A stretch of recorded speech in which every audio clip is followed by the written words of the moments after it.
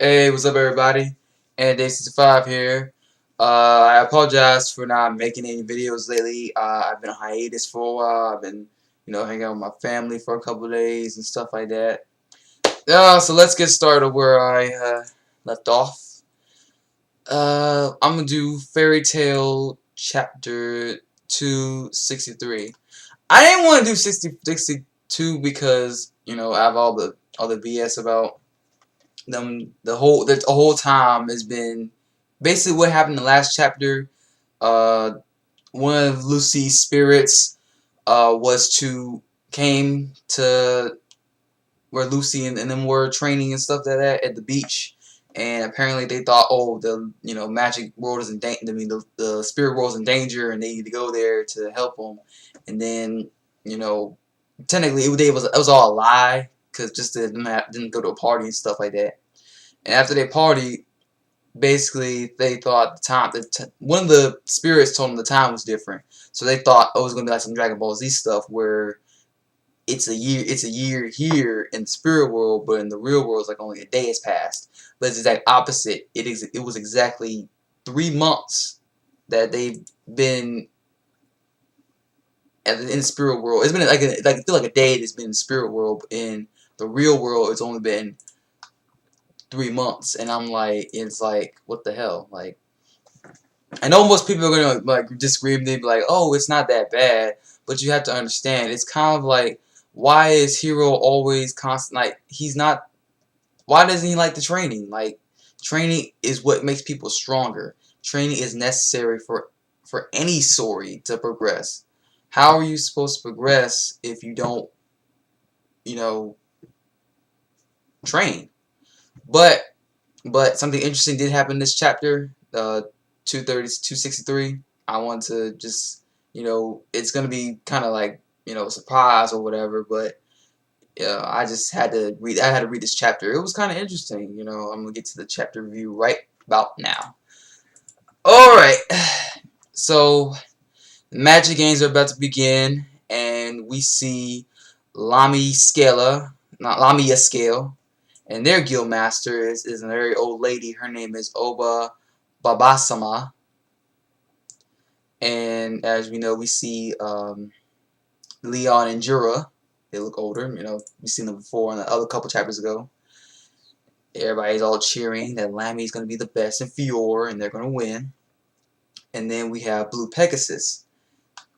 You know, and we see, people from there, talking that, they're gonna become stronger and this and that. I forgot the guild my guy's name, but I keep forgetting his name. The guy that has perfume magic. I forgot his name, but he looks a lot older than he used to. He got his hair long. He's like a peach fuzz beard, and he's wearing like this white suit with like I guess a flower on the other side of his shirt. And we also see the Magic Guild Sabretooth, and we see the two Dragon Slayers with two talking cats like before. I keep forgetting what they're called. I think they were called Exia or something like Exceed. That's what they were called. Exceed, right? And then we see this really messed up looking place. It looks like people have died here. And it turns out that this is the evil Dark Guild Raventail, and the guild master is saying it's been 7 long years, that damn Makral. Time the judgment pass upon those fairies and paint them black has come. I can't wait for this great Magic Games. And we see like a bunch of weird looking characters on here. I mean, Fairy Tail has been known, and One Piece has been known to have some weirdly strange looking characters, and this one really, some of these dudes really look weird. And they got one chick that has a wolf behind her, and they had some this tall guy with like a long nose, and we see this short guy. He has like this weird looking face, and like another guy with like, I guess I can't really see him that far. He's kind of far away. He's holding some kind of like frog staff or something, and he has like Super Saiyan hair or something. And you see, I guess the Guild Master. He's like this guy. He has a pretty long beard, kind of has hair in the middle, right? Hair like right about here, no hair in the middle, has goatee, and he's wearing a long cape, and he looks very evil the way he's smiling and stuff. And afterwards, Natsu and his gang is just they look really like what the fuck? They're like, how the fuck we wind up now in this mess? Our precious time, man. They're like really depressed about their time being lost. Like this ain't just something. Oh, we'll get over. We'll find a way to deal with what we got to do. No, they were really they felt like shit. And so one of Lucy's spirits, Virgo, I think it was, the one with the maid outfit. Her name is Virgo. She was like, Princess, meaning Lucy, I have a suggestion. And you see, she literally tied herself up and put like a bunch of bricks on her legs. She's saying like, give me a harsher punishment. And I'm like, wow. And she's like, Lucy's like, just go home, please. You're kind of getting on my nerves already. And then we see Levy and the other guy. I forgot his name. He's fat now, so whatever. And they're like, we haven't increased our magic power at all, and the Red Magic game is only in just 5 days, and I'm like, dang. And they were like, guess we had no choice but to let the other people compete this time.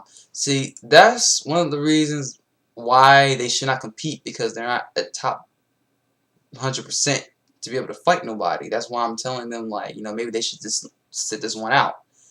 It's not gonna be the end of the world if you don't put the main characters doing fighting and like doing fighting right away. They may, get stronger later on or something, and surprising that's not how it turns out. I'll keep reading to tell y'all about it. And Happy's looking all depressed because Panther Lily is a little bit stronger than he is now, and Charlotte's like, that's all you care about. And Aries, she's trying to look all tough and stuff, saying that they can manage to go on a 5-day crash training from hell, that they can literally pack all their training into 5 days without even sleeping and all that stuff. And Lucy's all freaking out and stuff, and you see a bird on top of Aries' head, and she's like, what the hell is that on top of my head? And they see a pigeon, and something tied to his leg like a messenger. And two Fairy Tale come to the suspension bridge deep in the west woods, and they looking around, they're like, is this a prank or something? Like, what? Nobody, we don't see nobody. And then all of a sudden, the bridge, like, it was broken before, but then it magically starts to repair itself, and everybody's in shock. They're like, it's fixed, because they can go across. And Aries is like, this must be our invitation. And so they keep walking through the forest, and then they see 3 people with hooded capes on. And everybody's in shock of who they are. And the guy thanks them, and he's telling him, like, thank you for coming, Fairy Tale. And surprisingly, it's Gerald from the incident earlier, from the Zerf incident with them messing with the R system. What was it called? The R system, I think it was. I'm not sure. I haven't been getting my arcs wrong or something. And then we see Ultir, which is Ul's daughter, and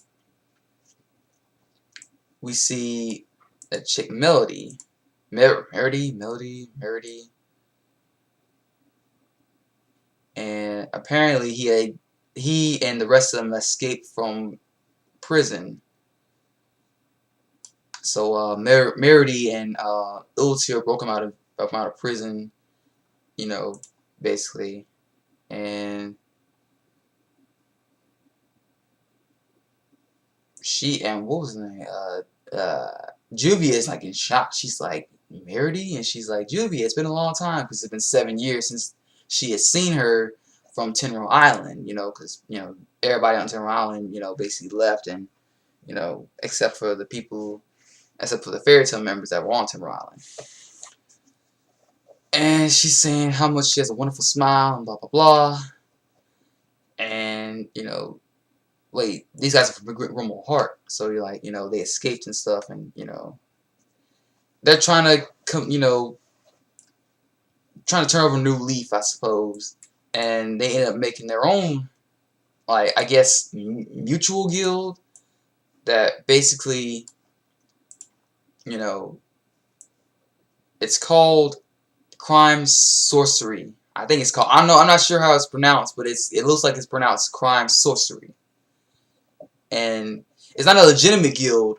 It's not a dark guild. It's just an independent guild. We function without having a lot of people in it, and we're not legally a guild. We're just, I guess an illegal, you know, we're just by ourselves. We're independent. We don't need nobody else to help. It's just those three.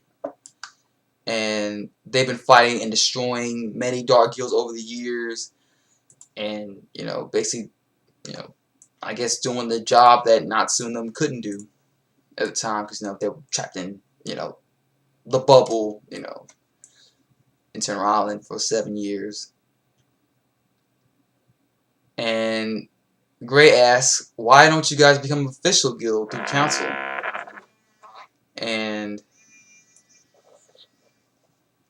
Gerald says, because I'm a fugitive, and those two girls, Ultir and Merity, they were former Grimmauld Heart members, so they're former Dark Guild, so they couldn't really go, hey, like we want to make a guild. And no, the council wouldn't have that. They'd have them arrested or have them killed, either way. And Ariza, she seems to have this look on her face that she really can't trust them, or something's gonna happen. And they're talking about they heard that Fairy Tail was entering the Magic Guild, and they're wondering if Crime Sorcery could I guess help them out, help them try to get in, so that they can try to deal with the evil magic that's there. And they're trying to identify the magic source that they felt during every year. And apparently Ultir is going to help Natsu and the others with her new and improved time arc, that she can raise their level of ability. Now, I know this some people are like, this is kind of like a bullshit kind of way for them to like power up, but I have to say this is very intriguing. Reason why is when Ultir says they have to deal with intense amounts of pain. That's what I like. I like that they just can't get the powers and bam bam boom, they're strong enough. They have to endure some hardship for them to get this power, and I like that. She had to do it with greatest pain of your wildest imagination, all that stuff. Everybody's cheering, saying yay, and then we see Ares looking at Gerald, and she has that, that look again. She's like, something's up. This chapter, I would say it's an improvement from the last chapter. The last chapter, I felt that chapter wasn't even needed. It was like, why would you, put them in a situation where they, it just wasn't the right time to have a party, it's to celebrate, it just seemed kind of out of place. Like, Hero needs to work on that a little more, and if he works on that a little bit more, on his timing with how to celebrate victories and all that stuff, then, I have no problems with that. Other than that, he's doing okay. He's not, I mean, he did the whole troll thing with, the last chapter, but he kind of improved with this chapter. This chapter was a pretty good twist. Leave comments below. Tell me what you guys think of the chapter. Did you guys like it? You guys hate it? Tell me what you guys' thoughts. Comment, rate, subscribe, and all that good stuff. I'm Anthony65, and I'm out. Peace, sayonara, and all the good stuff. Bye-bye.